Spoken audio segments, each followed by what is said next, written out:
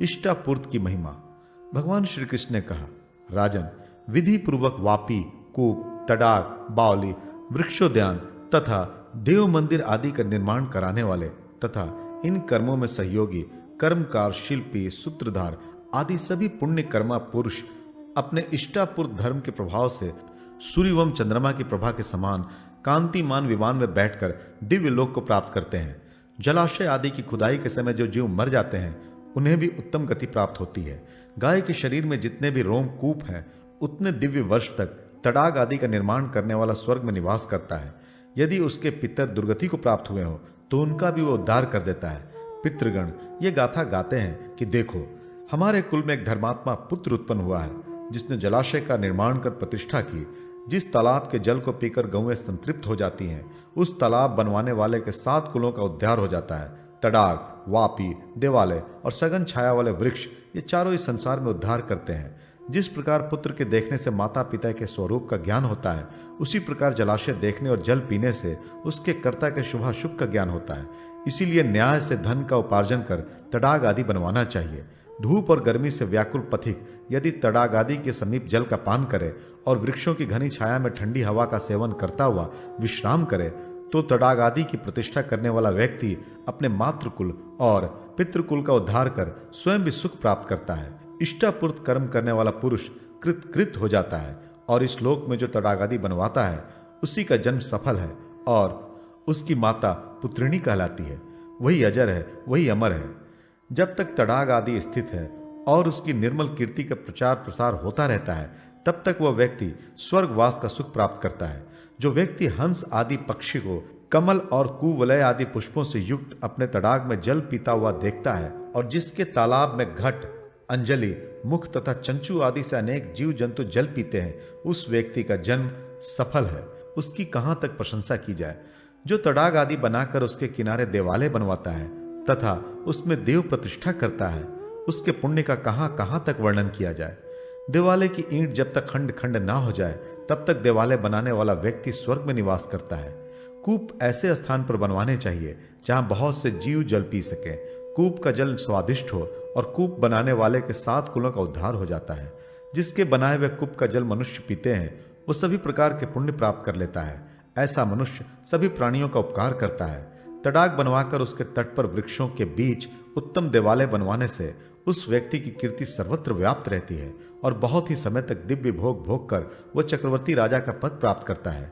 जो व्यक्ति वापी, कूप, तडाग, धर्मशाला आदि बनवाकर अन्न का दान करता है और जिसका वचन अति मधुर है, उसका नाम यमराज भी नहीं लेते। वे वृक्ष धन्य हैं जो फल, फूल, पत्र, मूल, वलकल, छाल, लकड़ी और छाया द्वारा सबका उपकार करते हैं।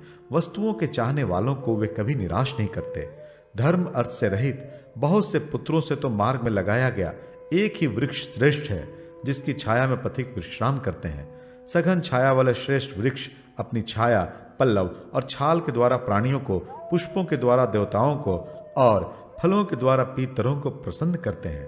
पुत्र तो निश्चित नहीं है कि 1 वर्ष पर भी श्राद्ध करेगा या नहीं, परंतु वृक्ष तो प्रतिदिन अपने फल, मूल, पत्र आदि का दान कर वृक्ष लगाने वाले का श्राद्ध करते हैं।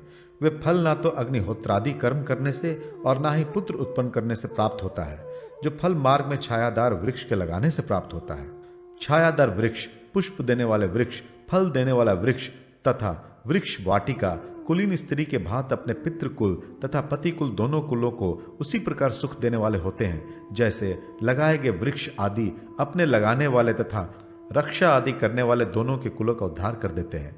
जो भी बगीचा आदि लगाता है उसे अवश्य उत्तम लोक की प्राप्ति होती है और वह व्यक्ति नित्य गायत्री जप का, नित्य दान का और नित्य यज्ञ करने का फल प्राप्त करता है। जो पुरुष एवं पीपल, 1 नीम, 1 बरगद, 10 इमली तथा 1 कैत, बिल्व और आमलक तथा 5 आम के वृक्ष लगाता है वो कभी नरक का मुंह नहीं देखता। जिसने जलाशय ना बनवाया हो और एक भी वृक्ष ना लगाया हो उसने संसार में जन्म लेकर कौन सा कार्य किया। वृक्षों के समान कोई भी परोपकारी नहीं है। वृक्ष धूप में खड़े रहकर दूसरों को छाया प्रदान करते हैं तथा फल, पुष्प आदि से सबका सत्कार करते हैं। मानवों की शुभ गति पुत्रों के बिना नहीं होती, ये कथन तो उचित ही है, किंतु यदि पुत्र कुपुत्र हो गया तो वह अपने पिता के लिए कलंक स्वरूप तथा नरक का हेतु भी बन जाता है। इसलिए विद्वान व्यक्ति को चाहिए कि विधि पूर्वक वृक्षारोपण करके उसका पालन पोषण करे। इससे संसार में ना तो कलंक होता है और ना ही निंद गति ही प्राप्त होती है, बल्कि कीर्ति, यश एवं अंत में शुभ गति प्राप्त होती है। इसी प्रकार जो व्यक्ति भव्य देव मंदिर बनवाकर उसमें देव मूर्तियों की प्रतिमाओं को स्थापित करता है, मंदिर में अनुलेपन, देवताओं का अभिषेक, दीपदान तथा विविध उपचारों द्वारा उनकी अर्चा करता अथवा करवाता है, वो इस संसार में राज्यश्री प्राप्त कर अंत में परम धाम को प्राप्त करता है तथा इस लोक में कीर्ति एवं यश रूपी शरीर से प्रतिष्ठित रहता है। दीपदान की महिमा प्रसंग में जातीय स्मरा रानी ललिता का आख्यान। महाराज युधिष्ठिर ने पूछा, भगवान, वो कौन सा व्रत, तप, नियम अथवा दान है जिसके करने से इस लोक में अत्यंत तेजोमय शरीर की प्राप्ति होती है, इसे आप बताएं। भगवान श्री कृष्ण बोले, महाराज, किसी समय पिंगल नाम के एक तपस्वी मथुरा में आकर प्रवास कर रहे थे। उन तपस्वी से देवी जामवती ने भी यही प्रश्न किया था। उस विषय को आप सुने।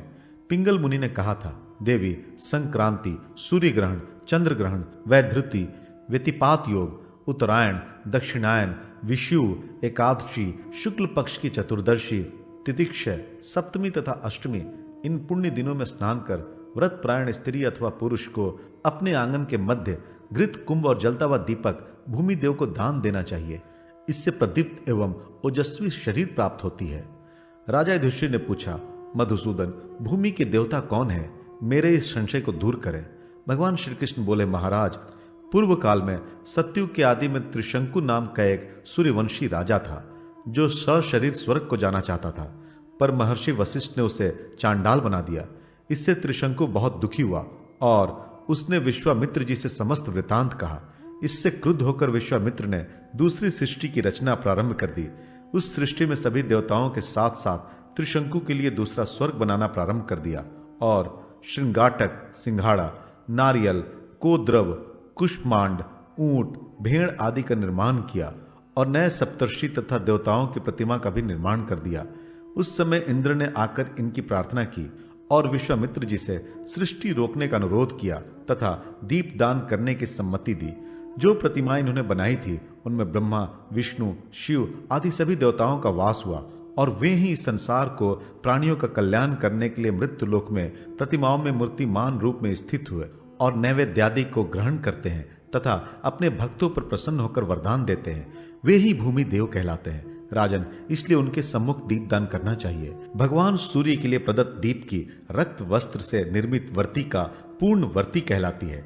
इसी प्रकार शिव के लिए निर्मित श्वेत वस्त्र की वर्तिका ईश्वर व्रती, विष्णु के लिए निर्मित पीत वस्त्र की वर्तिका भोगवर्ती, गौरी के लिए निर्मित कुसुम रंग के वस्त्र से निर्मित वर्तिका सौभाग्यवर्ती, दुर्गा के लिए लाख के रंग के समान रंग वाले वस्त्र से निर्मित वर्तिका पूर्ण वर्तिका कहलाती है। ऐसे ही ब्रह्मा के लिए प्रदत्त वर्तिका पद्मवर्ती, नागों के लिए प्रदत्त वर्तिका नागवर्ती तथा ग्रहों के लिए प्रदत्त वर्तिका ग्रहवर्ती कहलाती है। इन देवताओं के लिए ऐसे ही वर्तिका युक्त दीपक का दान करना चाहिए। पहले देवता का पूजन करने के बाद बड़े पात्र में घी भरकर दीपदान करना चाहिए। इस विधि से जो दीपदान करता है वह सुंदर तेजस्वी विमान में बैठकर स्वर्ग में जाता है और वहां प्रलय पर्यंत निवास करता है। जिस प्रकार दीप प्रकाशित होता है उसी प्रकार दीपदान करने वाला व्यक्ति भी प्रकाशित होता है। दीप के शिखा की भांति उसकी भी उधर्व गति होती है। दीपक घृत या तेल के जलाने चाहिए, वसा, मज्जा आदि तरल द्रव्य युक्त के नहीं।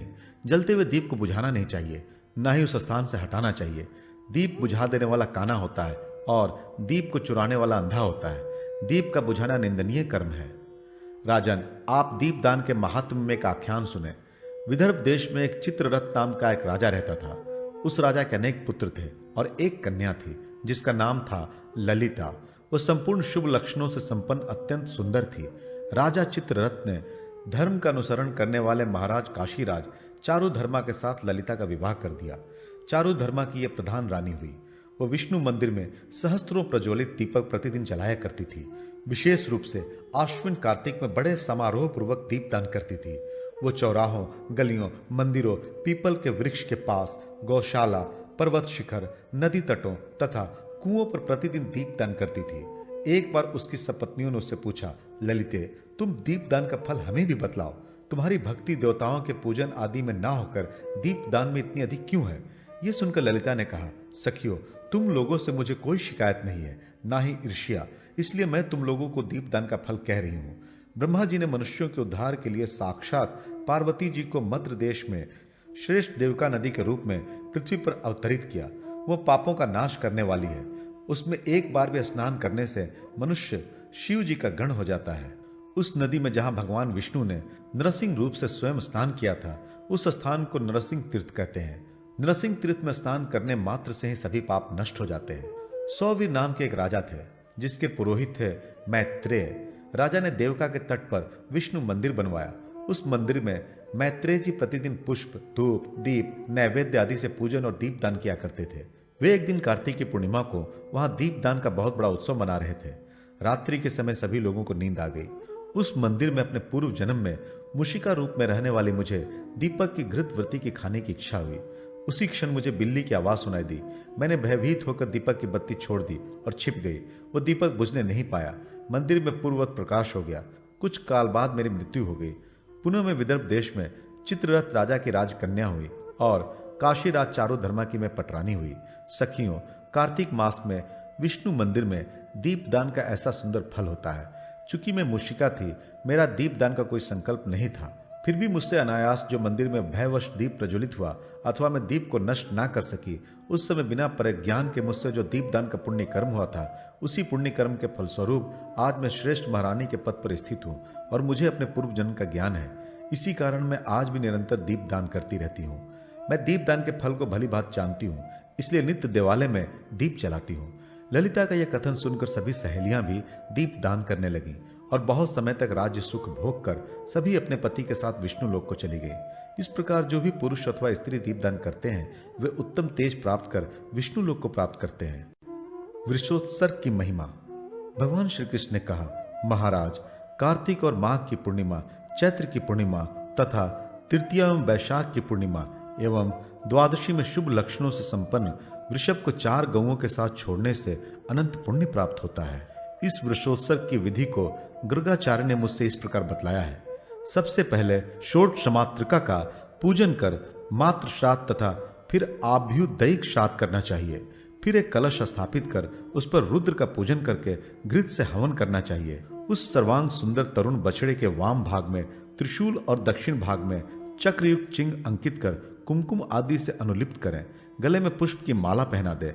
अनंतर 4 तरुण बछियाओं को भी भूषित कर उनके कान में कहे कि आपके पति स्वरूप इस पुष्ट एवं सुंदर वृक्ष को मैं विसर्जित कर रहा हूं। आप इसके साथ स्वच्छंदता पूर्वक प्रसन्न होकर विहार करें। पुनः उनको वस्त्रों से आच्छादित कर एवं स्वादिष्ट भोजन से संतुष्ट कर देवालय, गोष्ठ अथवा नदी संगम आदि स्थानों में छोड़ना चाहिए। वे पुरुष धन्य हैं जो स्वेच्छाचारी, गरजते हुए, कुकुदमान तथा अहंकार से पूर्ण वृक्ष छोड़ते हैं। इस विधि से जो वृक्षोत्सर्ग करता है, उसके 10 पुस्त पहले के और 10 पुस्त आगे के भी पुरुष सद्गति को प्राप्त करते हैं। जो वृक्ष नदी के जल में प्रवेश करता है और जिसके सींग से या पूंछ से जो जल उछलता है, उस तर्पण रूप जल से वृक्षोत्सर्ग करने वाले व्यक्ति के पितरों को अक्षय तृप्ति प्राप्त होती है। अपने सींग से या खुरों से यदि वो मिट्टी खोदता है, तो वृक्षोत्सर्ग करने वाले के पितरों के लिए वो खोदी भूमि जल भर जाने पर मधुकुल्या बन जाती है। 4000 हाथ लंबे चौड़े तड़ाक बनाने से पितरों को उतनी तृप्ति नहीं होती जितनी तृप्ति एक वृक्ष छोड़ने से होती है। मधु और तिल को एक साथ मिलाकर पिंडदान करने से पितरों को जो तृप्ति नहीं होती, वो तृप्ति एक वृक्षोत्सर्ग करने से प्राप्त होती है। जो व्यक्ति अपने पितरों के उद्धार के लिए वृक्ष छोड़ता है, वह स्वयं भी स्वर्गलोक को प्राप्त करता है। फाल्गुन पुण्योत्सव।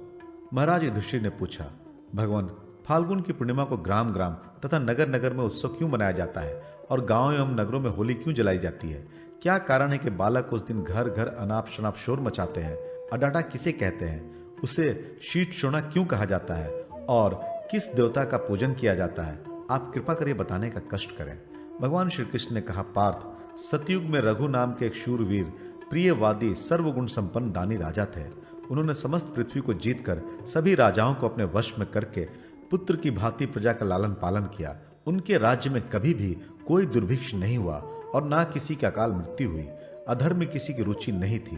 पर एक दिन नगर के लोग राजद्वार पर सहसा एकत्र होकर त्राही त्राही पुकारने लगे।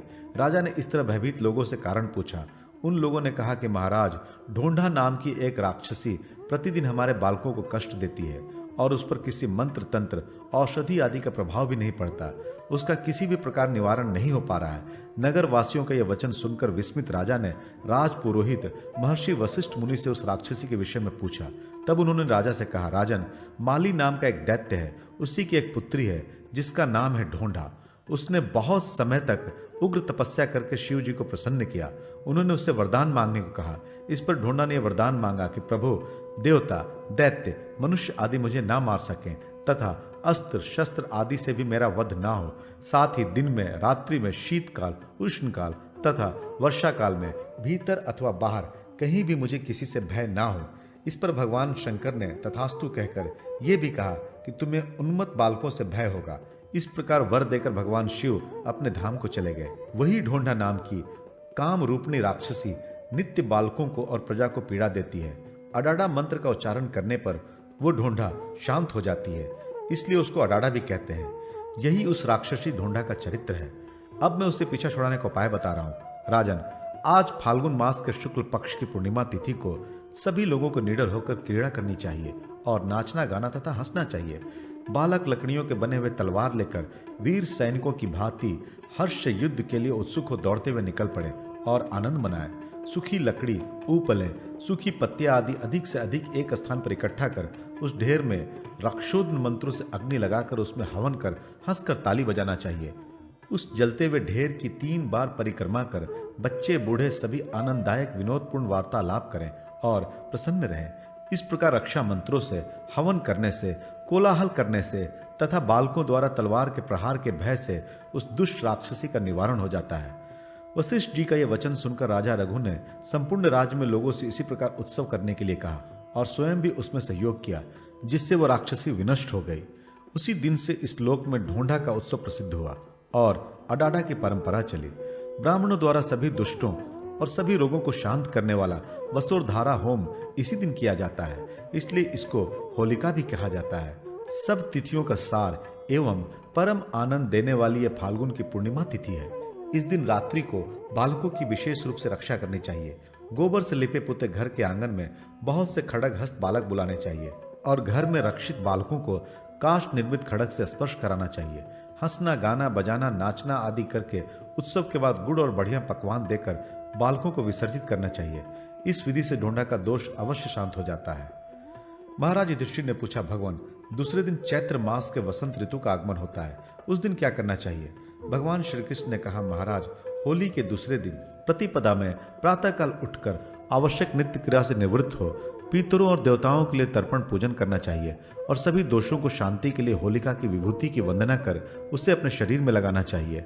घर के आंगन को गोबर से लिप कर उसमें एक चौकोर मंडल बनाए और उसे रंगीन अक्षतों से अलंकृत करें। उस पर एक पीठ रखें। पीठ पर स्वर्ण सहित पल्लवों से समन्वित कलश स्थापित करें। उसी पीठ पर श्वेत चंदन भी स्थापित करना चाहिए।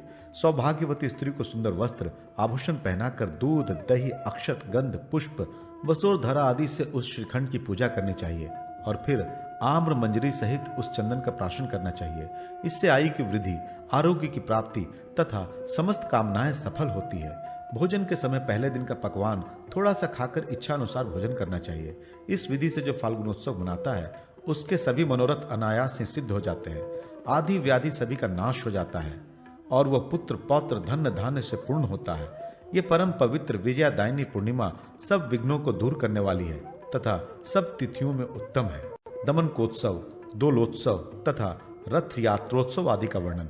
राजा युधिष्ठिर ने पूछा, भगवान, इस संसार में बहुत से सुगंधित पुष्प हैं, परंतु उनको छोड़कर दमनक दौना नामक पुष्प देवताओं को क्यों चढ़ाया जाता है तथा दोलोत्सव और रथ यात्रोत्सव मनाने की क्या विधि है?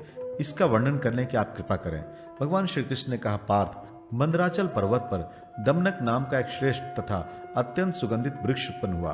उसके दिव्य गंध के प्रभाव से देवंगनाएं विमुग्ध हो गईं और ऋषि मुनि भी जप, तप, वेदा ध्यान आदि से च्युत हो गए। इस प्रकार उसके गंध से सब लोग उन्मत्त हो गए। सभी शुभ कार्यों और मंगल कार्यों में विघ्न उपस्थित हो गया। ये देखकर ब्रह्मा जी को बड़ा क्रोध उत्पन्न हुआ और वे दमनक से बोले, दमनक, मैंने तुम्हें संसार के दोषों के दमन शांत करने के लिए उत्पन्न किया है, किंतु तुमने संपूर्ण संसार को द्वेलित कर दिया है। तुम्हारा यह काम ठीक नहीं है। सज्जनों का कहना है कि अतिशय सर्वत्र वर्ज्य है, इसलिए ऐसा कर्म करना चाहिए जिससे लोगों में उद्वेग न पैदा हो। एक का अपकार करने वाला व्यक्ति अधम कहा जाता है, परंतु जो अनेकों का अपकार करने में प्रवृत्त हो गया हो उसके लिए क्या कहा जाए। तुमने तो बहुत से लोगों को दुख दिया है, इसलिए मैं तुम्हें शाप देता हूं कि कोई भी व्यक्ति तुम्हारे पुष्प को देव कार्य तथा पितृ कार्य में आज से ग्रहण नहीं करेगा। ब्रह्मा जी द्वारा दिए गए शाप को सुनकर दमनक ने कहा, महाराज, मैंने द्वेषवश अथवा क्रोधवश किसी का अपकार नहीं किया है। आपने ही मुझे इतना सुगंध दिया है कि उसके प्रभाव से सभी लोग स्वयं उन्मत्त हो जाते हैं। इसमें मेरा क्या दोष है? आपने ही मेरा ऐसा स्वभाव बनाया है, जिसकी जो प्रकृति होती है उसे वह त्याग नहीं सकता, क्योंकि प्रकृति त्यागने में वह असमर्थ होता है।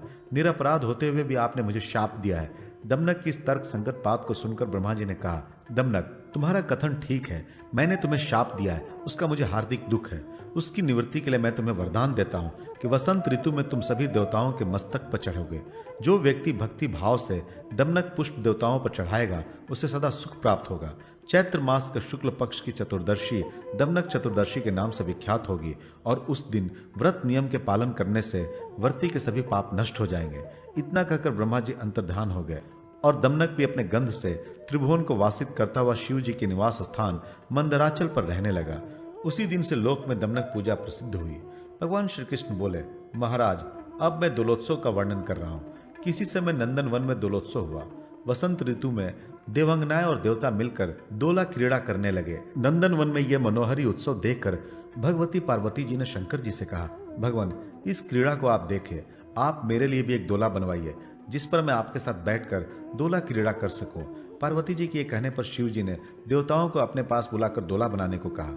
देवताओं ने शिव जी के कथनानुसार सुंदर उत्तम इष्टापूर्त में 2 स्तंभ गाड़कर उस पर सत्य स्वरूप एक लकड़ी का पटरा रखा और वासुकी नाग की रस्सी बनाकर उसके फणों पर बैठने के लिए रत्न जटित पीठ की रचना की। उस फण के ऊपर अत्यंत मृदुल कपास और रेशमी वस्त्र बिछाकर दोला की शोभा बढ़ाने के लिए मोतियों के गुच्छों और फूल मालाओं से उसे सजा दिया। इस प्रकार देवताओं ने अति उत्तम दोला तैयार कर भगवान शंकर को आदर पूर्वक प्रदान किया। अनंतर भगवान चंद्रभूषण भगवती पार्वती के साथ दोला पर बैठ गए। भगवान शंकर के पार्षद दोला झुलाने लगे तथा जया और विजया दोनों सखियां चंवर डुलाने लगी। उस समय पार्वती जी ने बहुत ही मधुर स्वर में गीत गाया, जिससे शिव जी आनंद मग्न हो गए। गंधर्व गीत गाने लगे, अप्सराएं नाचने लगी और चारण विविध प्रकार के बाजा बजाने में संलग्न हो गए। परंतु शिव जी के दोला विहार से सभी पर्वत कांपने लगे, समुद्र में हलचल मच गया, प्रचंड पवन चलने लगा, सारा लोक त्रस्त हो गया। इस प्रकार त्रैलोक को अति व्याकुल देखकर इंद्रादि सभी देवगणों ने सभी के पापों का नाश करने वाले शिव जी के पास आकर प्रणाम किया और प्रार्थना कर कहने लगे, नाथ, अब आप दोला लीला से निवृत्त हो, क्योंकि त्रैलोक को क्षोभ प्राप्त हो रहा है। इस प्रकार देवताओं की प्रार्थना सुनकर प्रसन्न हो शिव जी ने दोला से उतरकर कहा कि आज से वसंत ऋतु में जो व्यक्ति इस दोलोत्सव को करेगा तथा नैवेद्य अर्पित कर ततत देवताओं के मूल मंत्रों से उन्हें दोला पर आरोहण करेगा, आनंद मनाएगा और स्तुति पाठ करेगा, वो सभी अभिष्टों को प्राप्त करेगा। भगवान श्री कृष्ण पुनः बोले, महाराज, अब मैं रथ यात्रा का वर्णन करता हूँ। एक बार चैत्र मास में मलय पर देवताओं से समावृत भगवान शंकर शांत भाव से विराजमान थे। उसी समय मृत्यु लोक में इधर उधर घूमते हुए देवर्षि नारद ब्रह्मलोक से भगवान शंकर के पास आए। उन्होंने भगवान को प्रणाम किया और आसन पर बैठ गए। सर्वज्ञ भगवान शंकर ने देवर्षि नारद से पूछा, मुने, आपका आगमन कहाँ से हो रहा है? नारद बोले, देव, मैं मृत्यु लोक से आ रहा हूँ। वहां कामदेव के मित्र वसंत ऋतु ने सारा संसार अपने वश में कर लिया है। वहां मंद मंद सुगंधित मलय पवन बहता है। वसंत ऋतु के सहयोगी कोकिल, आम्र मंजरी आदि सभी उसके कार्य में सहयोग प्रदान कर रहे हैं। नगर नगर और ग्राम ग्राम में वसंत ऋतु ये घोषणा कर रहा है कि इस संसार का ही नहीं अपितु तीनों लोगों का स्वामी एकमात्र कामदेव है। भगवान, उसी के शासन में सभी लोग उन्मत्त से हो रहे हैं। चैत्र मास का ये विचित्र प्रभाव देखकर मैं आपसे निवेदन करने आया हूं। नारद जी का वचन सुनकर भगवान शंकर गंधर्व, अप्सरा, मुनिगण और सभी देवताओं को साथ लेकर मृत्यु लोक में आए और उन्होंने देखा कि जैसा नारद जी ने कहा था वही स्थिति मृत्यु लोक में व्याप्त है। सब लोग उन्मत्त हो गए हैं, आनंद में मग्न हैं। शिव जी वसंत की शोभा देख ही रहे थे कि उनके साथ जो देवता आदि आए थे वे भी आनंदित हो गाने बजाने लगे। वसंत के प्रभाव से देवताओं को विक्षुब्ध देखकर शंकर जी ने यह विचार किया कि यह तो बड़ा अनर्थ हो रहा है, इसके प्रतिकारक कोई ना कोई उपाय करना ही चाहिए। जो अनर्थ होता हुआ देखकर भी उसके निवारण का उपाय नहीं करता, वो अवश्य विपत्ति में पड़कर दुख को प्राप्त करता है। अब मुझे इन सब की उन्माद से रक्षा करनी चाहिए और स्वामी भक्त वसंत ऋतु का भी सम्मान रखना चाहिए। ये विचार कर शिवजी ने वसंत ऋतु को अपने पास बुलाकर कहा कि वसंत, तुम केवल चैत्र मास में अपना प्रभाव प्रकट करो। चैत्र मास के शुक्ल पक्ष में सभी जीवों को और विशेष रूप से देवताओं को सुख देने वाले हो जाओ। अनंतर देवताओं को स्वस्थ चित्त किया करो। और यह भी कहा कि जो व्यक्ति वसंत ऋतु में रथ यात्रोत्सव करेगा वह इस संसार में दिव्य भोगों को भोगने वाला तथा निरोग होगा। इतना कहकर शिव जी सभी देवताओं के साथ अपने लोक को चले गए। वसंत ऋतु भी शिव जी के आज्ञानुसार वन में विहार करता हुआ अंतर्धान हो गया। उसी दिन से लोक में रथ यात्रोत्सव का प्रचार प्रसार हुआ। जो देवताओं की रथ यात्रा करता है उसके धन, पशु, पुत्र आदि की वृद्धि होती है और अंत में वह सद्गति को प्राप्त करता है। राजन, अब आप विशेष तिथियों का वर्णन सुने। तृतीया को गौरी, चतुर्थी को गणपति, पंचमी को लक्ष्मी अथवा सरस्वती, षष्ठी को स्कंद, सप्तमी को सूर्य, अष्टमी और चतुर्दशी को शिव, नवमी को चंडिका, दशमी को वेद व्यास आदि शांतचित ऋषि महर्षि, एकादशी तथा द्वादशी को भगवान विष्णु, त्रयोदशी को कामदेव और पूर्णिमा को सभी देवताओं का अर्चन पूजन करना चाहिए। इस प्रकार देवताओं के निर्दिष्ट तिथियों में ही दमनकोत्सव, दोलोत्सव और रथ यात्रा आदि उत्सव करने चाहिए। इस प्रकार वसंत ऋतु में उत्सव करने वाला व्यक्ति बहुत काल तक स्वर्ग का सुख भोग कर पुनः चक्रवर्ती राजा का पद प्राप्त करता है। भगवान श्री कृष्ण पुनः बोले, राजन, जब भगवान शंकर ने अपने नेत्र की ज्वाला से कामदेव को भस्म कर डाला था, उस समय कामदेव की पत्नियां रीति और प्रीति दोनों रो रो कर विलाप करने लगी। इस पर पार्वती जी के हृदय में दया उत्पन्न हो गई और वे शिव जी से प्रार्थना करने लगे, महाराज, आप कृपा कर इस कामदेव को जीवन दान दें और शरीर प्रदान कर दें। यह सुनकर प्रसन्न हो शिव जी ने कहा, पार्वती, यद्यपि अब यह मूर्तिमान रूप में जीवित नहीं हो सकता, परंतु चैत्र मास के शुक्ल पक्ष की त्रयोदशी को प्रति वर्ष एक बार यह मन से उत्पन्न होकर जीवित होगा। चैत्र मास के शुक्ल पक्ष की त्रयोदशी को जो भी कामदेव का पूजन करेगा वो वर्ष भर सुखी रहेगा। इतना कहकर शिव जी कैलाश पर चले गए। राजन, इस विधि को सुने। चैत्र मास के शुक्ल पक्ष की त्रयोदशी को स्नान कर एक अशोक वृक्ष बनाकर उसके नीचे रति, प्रीति और वसंत सहित कामदेव की प्रतिमा को सिंदूर और हल्दी से बनाना चाहिए अथवा स्वर्ण की मूर्ति स्थापित करनी चाहिए। मूर्ति ऐसी होनी चाहिए जिसकी सेवा में विद्याधरियां हाथ जोड़े हो, अप्सराएं जिसके चारों तरफ खड़ी हो, गंधर्व नृत्य कर रहे हो। इस प्रकार मध्याह्न के समय गंध, पुष्प, धूप, अक्षत, तांबुल, दीप, अनेक प्रकार के फल, नैवेद्य आदि उपचारों से कामदेव की तथा अपने पति की भी पूजा करें। जो इस प्रकार प्रतिवर्ष कामोत्सव करता है वो सुभिक्ष, क्षेम, आरोग्य, लक्ष्मी आदि को प्राप्त करता है। विष्णु, ब्रह्मा तथा सूर्य, चंद्र आदि ग्रह, कामदेव, वसंत और गंधर्व, असुर, राक्षस, सुपर्ण, नाग, पर्वत आदि उस पर प्रसन्न हो जाते हैं। उसको कभी शोक नहीं होता। जो स्त्री वसंत ऋतु में रति, प्रीति, वसंत, मलयानिल आदि परिवार सहित कामदेव का भक्ति पूर्वक पूजन करती है वो सौभाग्य, रूप, पुत्र और सुख को प्राप्त करती है। महाराज, इस प्रकार ज्येष्ठ मास के प्रतिपद तिथि से लेकर पूर्णिमा तक भगवती भूत माता का पूजनोत्सव मनाना चाहिए। अनेक प्रकार के मनोविनोदपूर्ण एवं हास्यपूर्ण गीत, नाटक आदि का आयोजन करना चाहिए। नवमी अथवा एकादशी को दीप जलाकर अतीव भक्ति पूर्वक भगवती के समीप ले जाने चाहिए। इस प्रकार पूर्णिमा तक प्रदोष के समय दीप महोत्सव करना चाहिए और द्वादशी के दिन भूत माता का विशेष उत्सव मनाना चाहिए। इस प्रकार अनेक प्रकार के उत्सवों से भूत माता का पूजन करने वाले व्यक्ति सपरिवार प्रसन्न रहते हैं और उनके घर में किसी प्रकार का विघ्न उत्पन्न नहीं होता। ये भूत माता भगवती पार्वती के अंश से समुद्भूत है। नम्र निवेदन और क्षमा प्रार्थना। भगवत कृपा से इस वर्ष कल्याण के विशेषांक के रूप में संक्षिप्त भविष्य पुराणांक पाठकों की सेवा में प्रस्तुत है। विशेषांक के रूप में पुराणों के संक्षिप्त अनुवाद के प्रकाशन की परंपरा कल्याण में प्रारंभ से ही चली आ रही है। पिछले कई दिनों से कुछ महानुभावों का यह विशेष आग्रह था कि कल्याण के विशेषांक रूप में भविष्य पुराण का प्रकाशन किया जाए। यह बात हमें भी अच्छी लगी, क्योंकि 18 महापुराणों के अंतर्गत भविष्य पुराण भी 9वें महापुराण में परिगणित है।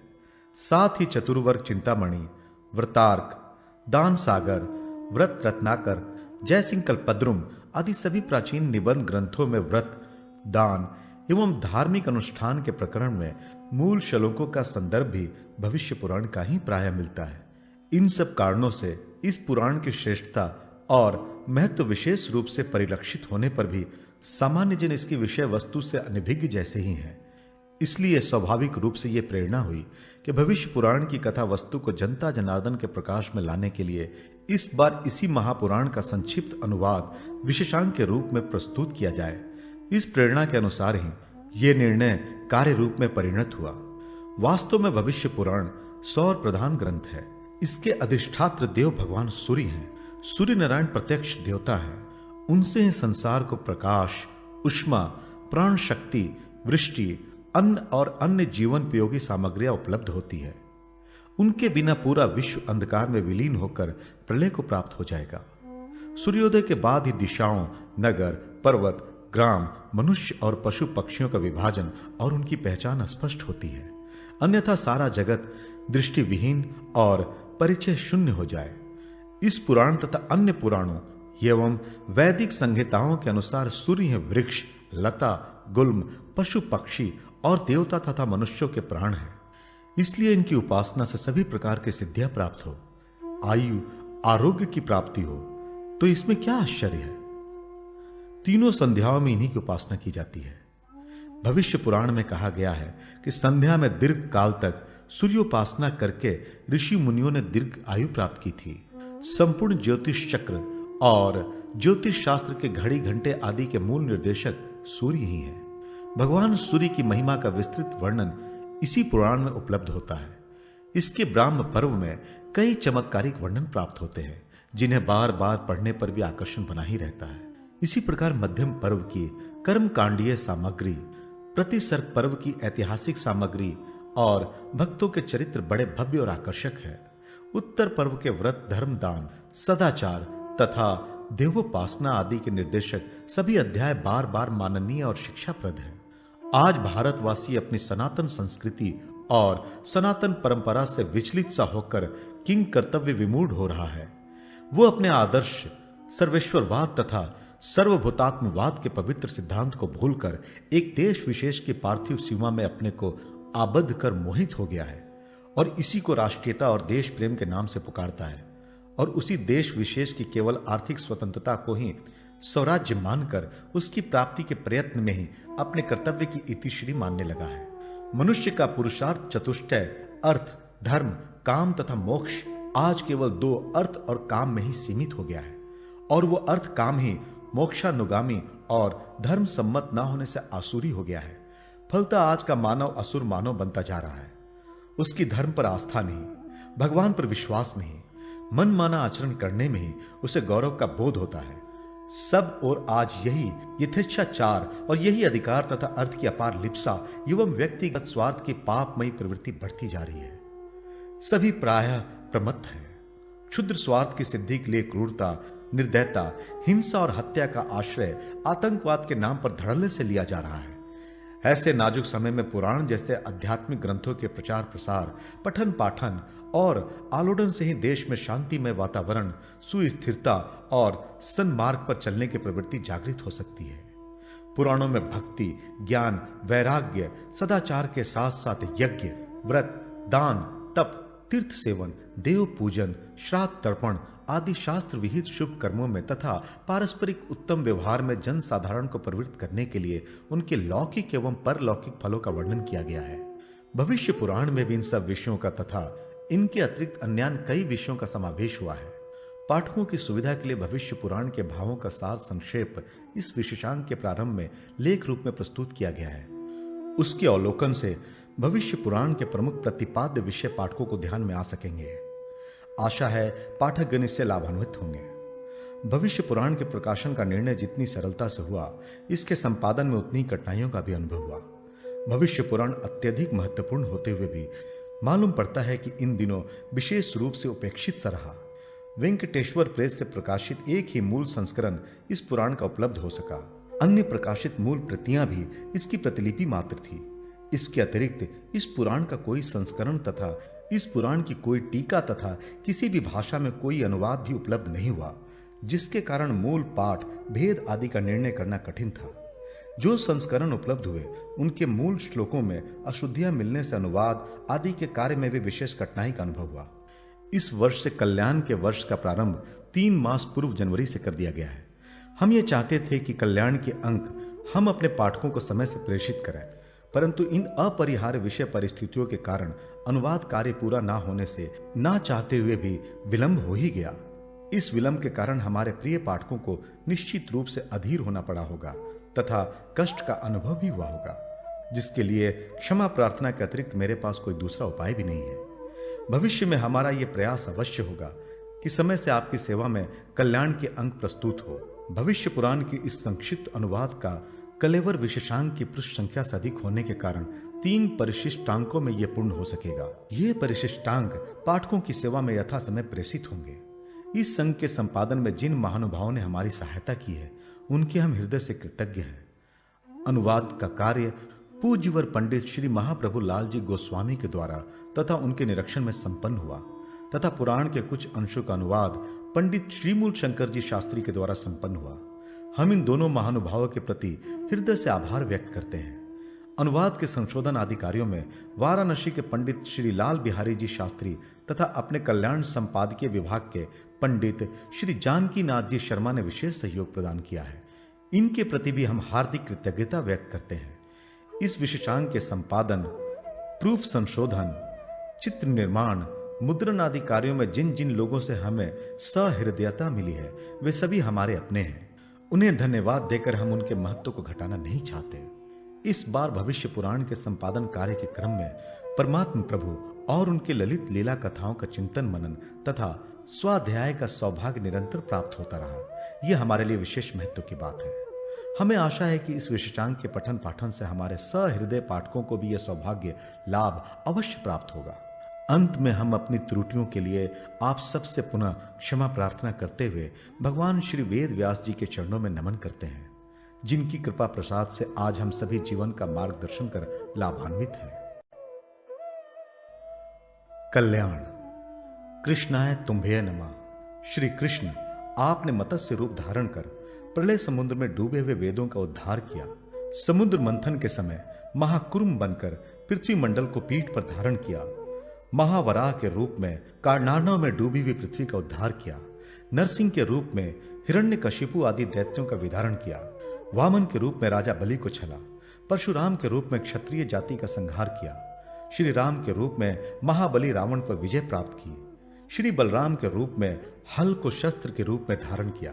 भगवान बुद्ध के रूप में करुणा का विस्तार किया था तथा कल्कि के रूप में म्लेच्छों को मूर्छित करेंगे।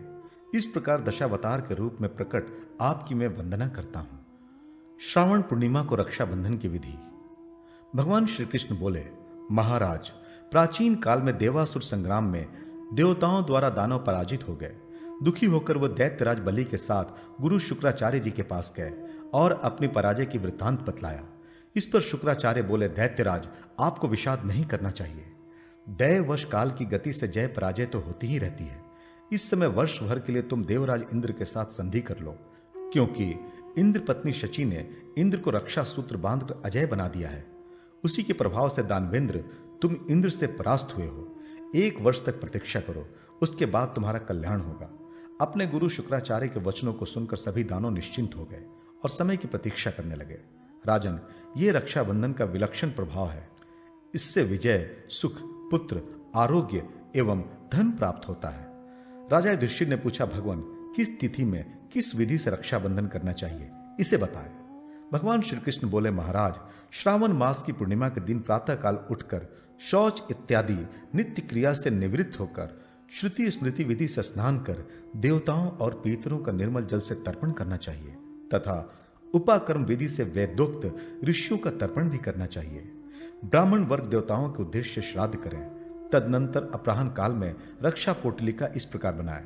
कपास अथवा रेशम के वस्त्र में अक्षत, गौर सशर्प, सुवर्ण, सरसों, दुर्वा तथा चंदन आदि पदार्थ रखकर उसे बांधकर एक पोटलिका बना लें तथा उसे एक ताम्र पात्र में रख लें और विधि पूर्वक उसको प्रतिष्ठित कर लें।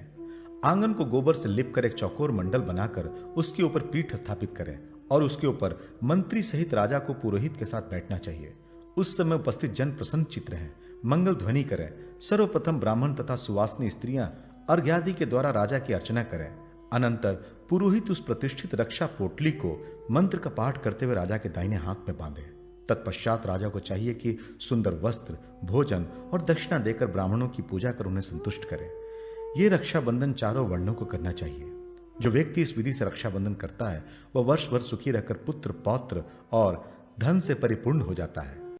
महानवमी, विजयादशमी व्रत। भगवान श्री कृष्ण कहते हैं, महाराज, महानवमी सब तिथियों में श्रेष्ठ है।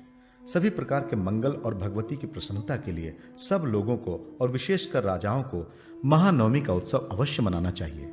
युधिष्ठिर ने पूछा, भगवान, इस महानवमी व्रत का आरंभ कब से हुआ?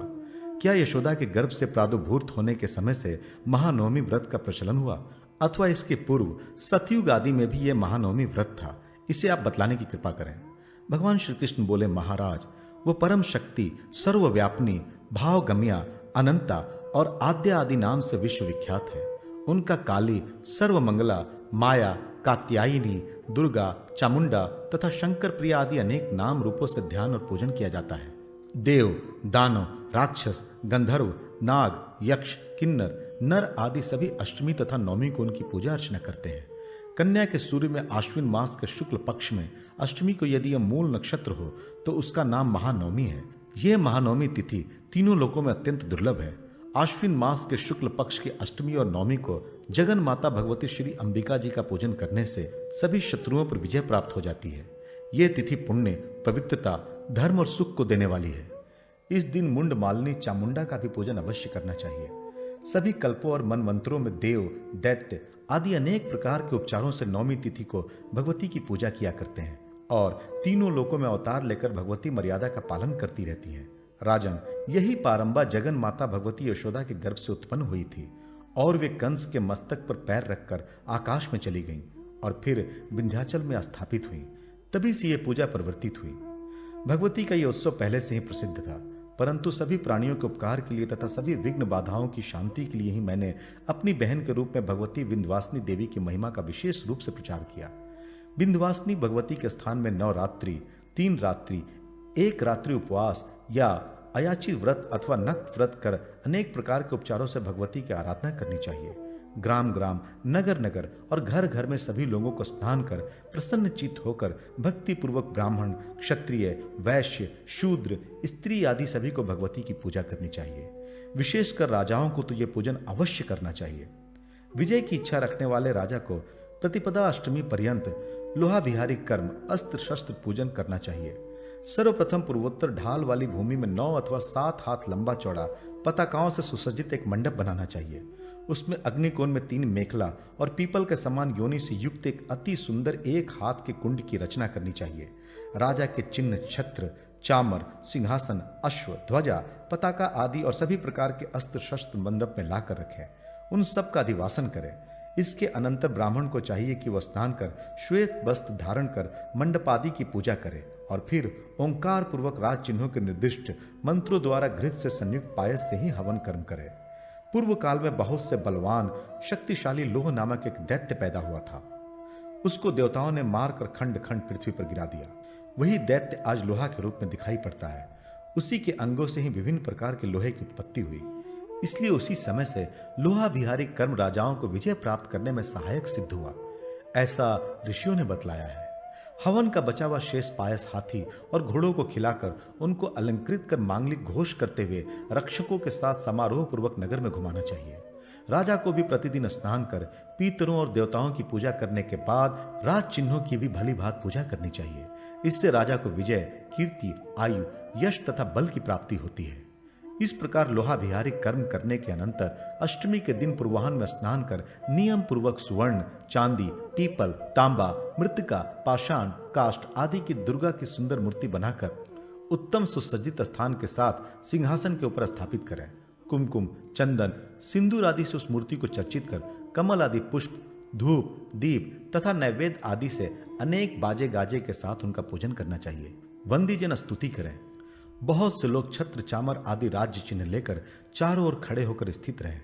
दीक्षा युक्त राजा पुरोहित के साथ बिल्व पत्रों से भगवती के मंत्र से पूजा करें। जयंती मंगला काली भद्रकाली कपालिनी दुर्गा शिवा क्षमा धात्री स्वाहा स्वधा नमोस्तुते। अमृतो भद्व श्री वृक्षो महादेवी प्रिय सदा बिल्व पत्र प्रिय छामे पवित्रन ते सुरेश्वरी। इस प्रकार पूजन कर उसी दिन से द्रोण पुष्पी गुमा से पूजा करनी चाहिए। असुरों के साथ युद्ध करने से जो क्षति भगवती के शरीर को हुई उसकी पूर्ति द्रोण पुष्पी से ही हुई, इसलिए द्रोण पुष्पी भगवती को अत्यंत प्रिय है। फिर शत्रुओं के वध के लिए खड़ग को प्रणाम कर सुभिक्ष, राज्य और अपने विजय की प्राप्ति हेतु भगवती से प्रार्थना करनी चाहिए और उनका ध्यान तथा इस स्तुति का पाठ करना चाहिए। सर्व मंगल मांगल्ये शिवे सर्वार्थ साधिके शरण्ये त्र्यंबके गौरी नारायणे नमोस्तुते कुंकुमेन समालब्धे चंदनेन विलेपिते विल्लु पत्र कृता माले दुर्गे है शरणम गतः। इस प्रकार अष्टमी को सब प्रकार से भगवती का पूजन कर रात्रि को जागरण करना चाहिए और नृत्यादि उत्सव करना चाहिए।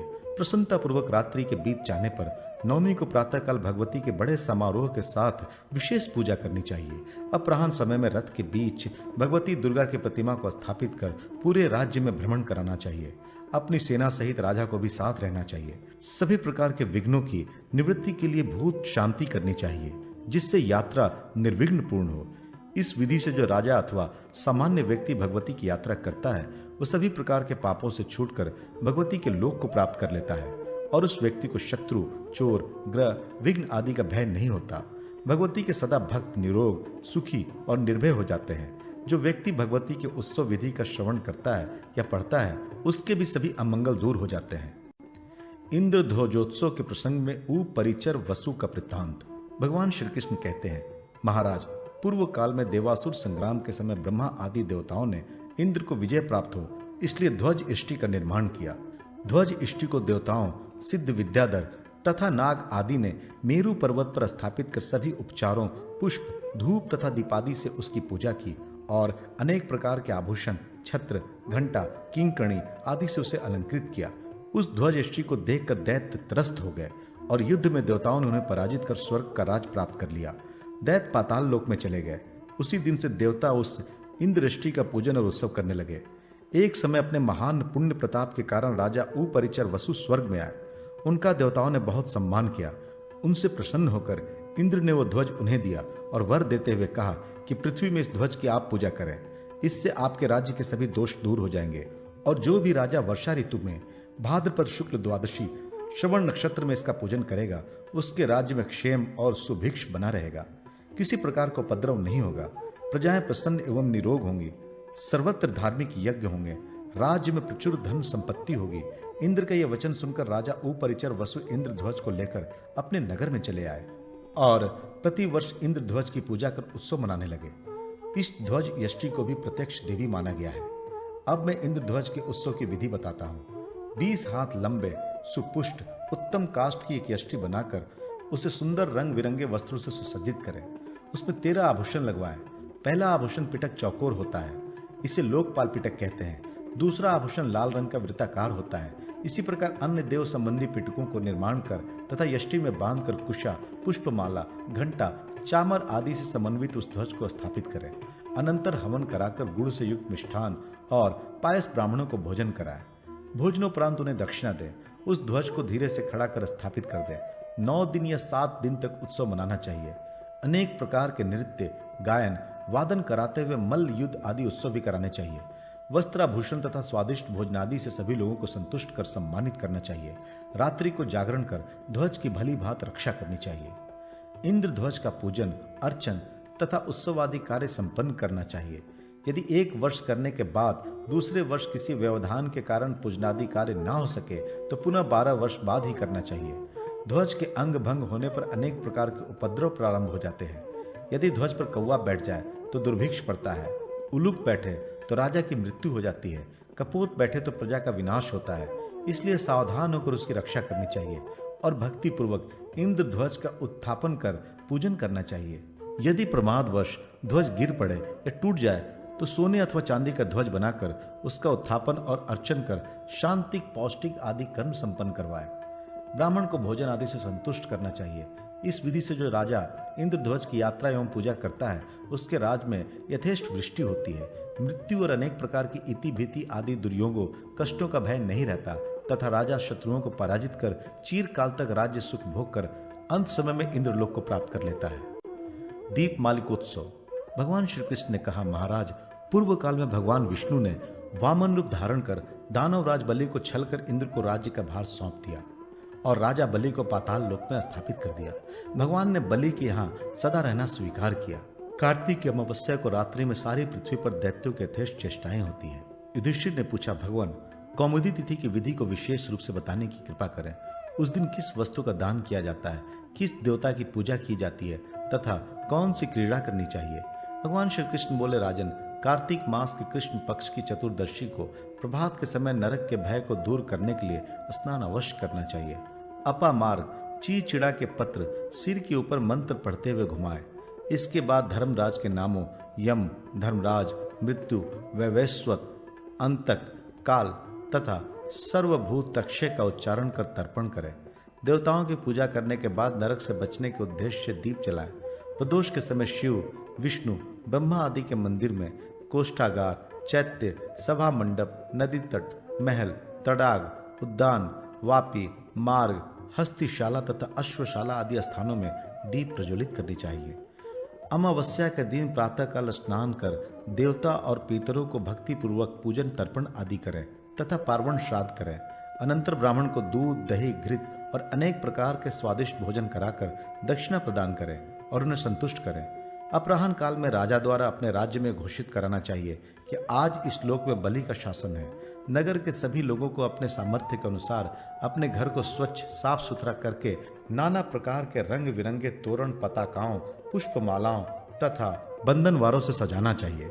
नगर के सभी लोगों अर्थात नर नारी, बाल वृद्ध आदि को चाहिए कि सुंदर उत्तम वस्त्र पहनकर कुमकुम, चंदन आदि का लेप लगाकर तांबुल का भक्षण करते हुए आनंद पूर्वक नृत्य गीत आदियों का आयोजन करें। इस प्रकार अतीव उल्लास से एवं प्रीति पूर्वक इस दिन को दीपोत्सव मनाना चाहिए।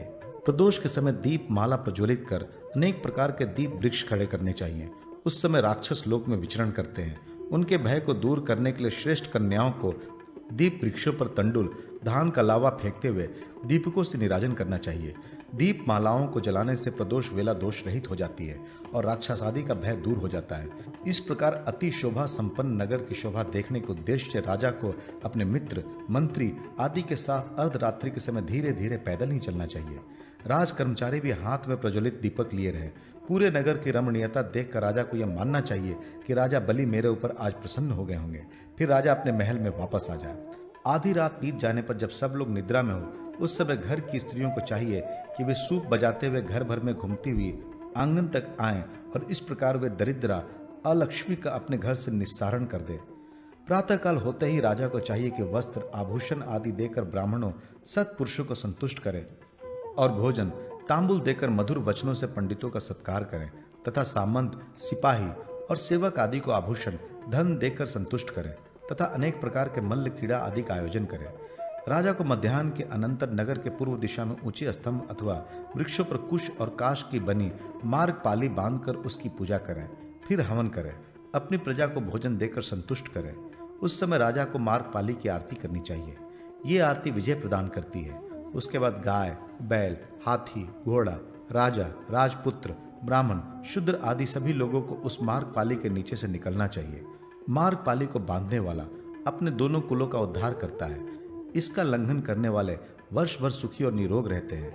फिर भूमि पर 5 रंगों से मंडल लिखकर उसके मध्य में प्रसन्नमुख द्विभुज, कुंडल धारण करने वाले कुशमांड, बाण तथा मूर आदि दानवों के साथ सर्वाभरण भूषित रानी विंध्यावली सहित राजा बलि की मूर्ति की स्थापना करें और कमल, कुमुद, कहलार, रक्त कमल आदि पुष्पों तथा गंध, दीप, नैवेद्य, अक्षत और दीपकों तथा अनेक उपहारों से राजा बलि की पूजा कर प्रार्थना करें। इस प्रकार पूजन कर रात्रि को जागरण पूर्वक महोत्सव करना चाहिए। नगर के लोग अपने अपने घर में शैया में श्वेत तांडुल बांधकर राजा बलि को उसमें स्थापित कर फल पुष्पादि से पूजन करें और बलि के उद्देश्य से दान करें, क्योंकि राजा बलि के लिए जो व्यक्ति दान देता है उसका दिया हुआ दान अक्षय हो जाता है। भगवान विष्णु ने प्रसन्न होकर बलि से पृथ्वी को प्राप्त किया और ये कार्तिकीय अमावस्या तिथि राजा बलि को प्रदान की। उसी दिन से यह कौमुदी का उत्सव प्रवृत्त हुआ है। ये तिथि सभी उपद्रव, सभी प्रकार के विघ्न, शोक आदि को दूर करने वाली है। धन, पुष्टि, सुख आदि प्रदान करती है। कु ये पृथ्वी का वाचक शब्द है और मुदी का अर्थ होता है प्रसन्नता। इसलिए पृथ्वी पर सबको हर्ष देने के कारण इसका नाम कौमुदी पड़ा। जो राजा वर्ष भर में एक दिन राजा बलि का उत्सव करता है उसके राज्य में रोग, शत्रु, महामारी और दुर्भिक्ष का भय नहीं होता। सुभिक्ष, आरोग्य और संपत्ति की वृद्धि होती है। इस कौमुदी तिथि को जो व्यक्ति जिस भाव में रहता है उसे वर्ष भर उसी भाव की प्राप्ति होती है। यदि व्यक्ति उस दिन रुदन कर रहा है तो रुदन, हर्षित है तो हर्ष, दुखी है तो दुख, सुखी है तो सुख, भोग से भोग, स्वस्थता से स्वस्थता तथा दीन रहने से दीनता की प्राप्ति होती है। इसलिए इस तिथि को हृष्ट और प्रसन्न रहना चाहिए। यह तिथि वैष्णवी भी है, दानवी भी है और पैतृकी भी है। दीपमाला के दिन जो व्यक्ति भक्ति से राजा बलि का पूजन अर्चन करता है वह वर्ष भर आनंद पूर्वक सुख से व्यतीत करता है और उसके सारे मनोरथ पूर्ण हो जाते हैं।